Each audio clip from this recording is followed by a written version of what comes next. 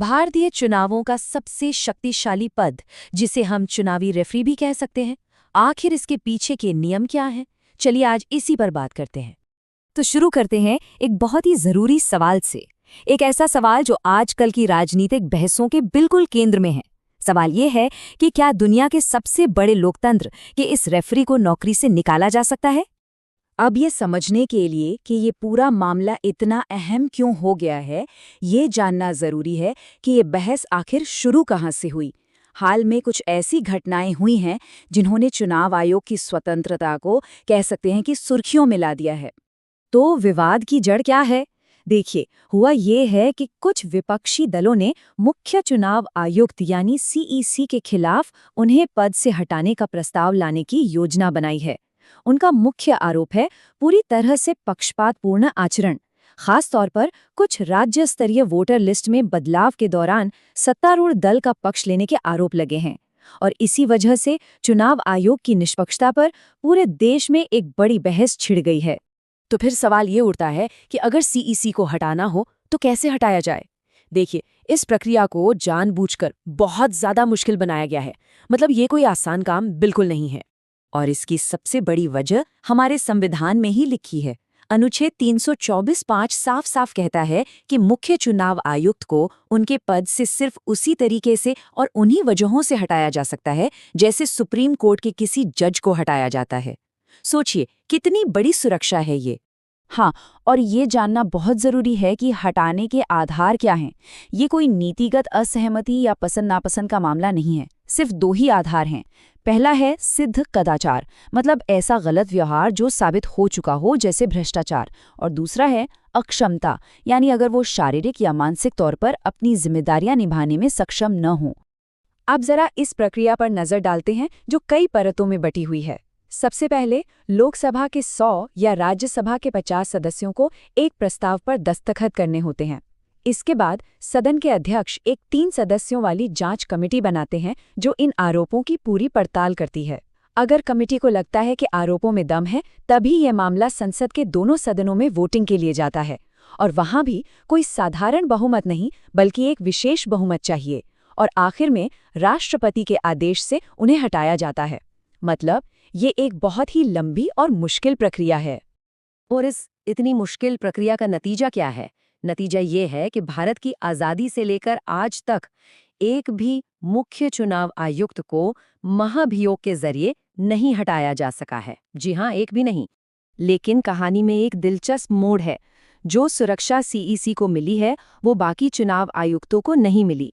उनको हटाने की प्रक्रिया अलग है। बाकी आयुक्तों को राष्ट्रपति हटा तो सकते हैं, लेकिन सिर्फ और सिर्फ मुख्य चुनाव आयुक्त यानी सीईसी की सिफारिश पर। एक तरह से देखें तो सीईसी बाकी कमिश्नरों के लिए सरकारी दखल के खिलाफ एक सेफ्टी वॉल्व का काम करते हैं। तो ये तो हुई हटाने की बात। अब आते हैं मुद्दे के दूसरे पहलू पर, जो कि है नियुक्ति। क्योंकि बहस सिर्फ हटाने को लेकर नहीं है, बल्कि इस बात पर भी है कि इस रेफरी को चुना कैसे जाता है। और हाल ही में 2023 के एक कानून ने इस पूरी प्रक्रिया को ही बदल दिया है। देखिए, कई सालों तक नियुक्ति को लेकर कोई साफ कानून था ही नहीं। एक तरह का कानूनी खालीपन था।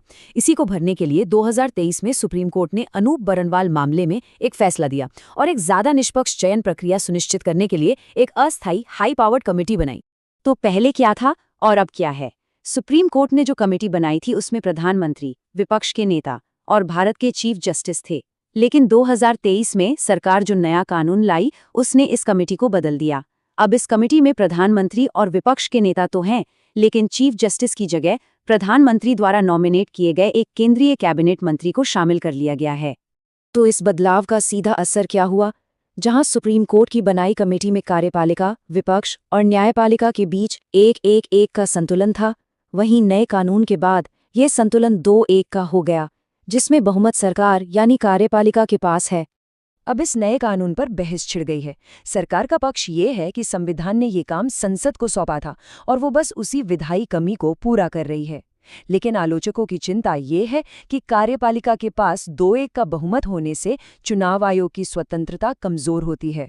डर ये है कि इससे ऐसे लोगों की नियुक्ति हो सकती है जिन्हें शायद निष्पक्ष न माना जाए। तो कुल मिलाकर हम एक बुनियादी सवाल पर आ जाते हैं, स्वतंत्रता और जवाबदेही के बीच संतुलन कैसे बनाया जाए, ये एक बहुत ही नाजुक संतुलन है। और यहीं पर एक तरह की संवैधानिक दुविधा पैदा होती है। एक तरफ तो सीईसी को हटाने की प्रक्रिया इतनी मुश्किल इसलिए बनाई गई है ताकि उन पर कोई राजनीतिक दबाव ना डाल सके, लेकिन दूसरी तरफ अगर नियुक्ति की प्रक्रिया पर ही सवाल उठने लगे कि कहीं दबाव चयन के स्तर पर ही तो नहीं डाला जा रहा, तो फिर क्या होगा? अब सवाल ये है कि इन सब नियमों और प्रक्रियाओं का आखिर मतलब क्या है, ये क्यों मायने रखते हैं। चलिए इस बात से जोड़कर देखते हैं कि इसका हम सब पर क्या असर पड़ता है। देखिए, बात बहुत सीधी है। चुनाव आयोग की स्वतंत्रता का सीधा संबंध हर एक वोट की कीमत और उसकी निष्पक्षता से है। लोकतंत्र में भरोसा तभी बना रहता है जब ये विश्वास हो कि चुनाव कराने वाली संस्था किसी का पक्ष नहीं ले रही, वो स्वतंत्र है और बिना किसी डर के काम कर रही है।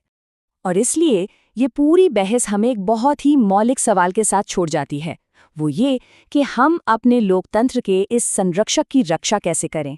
मतलब एक लोकतंत्र उस संस्था को कैसे बचाएं जिसे खुद लोकतंत्र को बचाने के लिए बनाया गया है। ये एक ऐसा सवाल है जिस पर हम सबको सोचना चाहिए।